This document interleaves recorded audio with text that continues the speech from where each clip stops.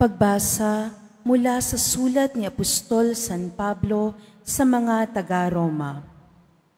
Mga kapatid, huwag na ninyong paghariin ang kasalanan sa inyong katawang mamamatay upang hindi na kayo maalipin ng masasamang pita nito.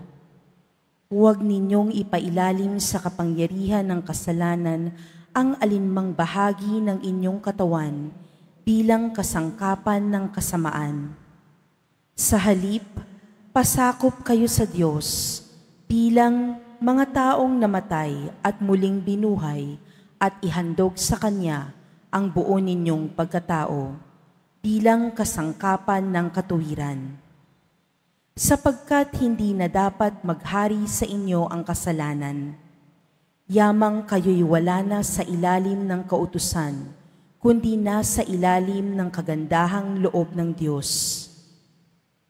Ngayon, gagawa ba tayo ng kasalanan dahil sa wala na tayo sa ilalim ng kautusan, kundi nasa ilalim ng kagandahang loob ng Diyos? Hindi.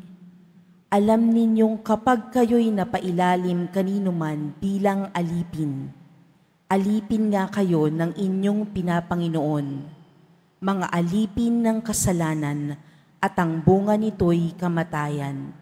O mga alipin ng Diyos at ang bunga nito'y pagpapawalang sala. Ngunit salamat sa Diyos sapagkat kayong dating mga alipin ng kasalanan ay naging masunurin sa aral na tinanggap ninyo.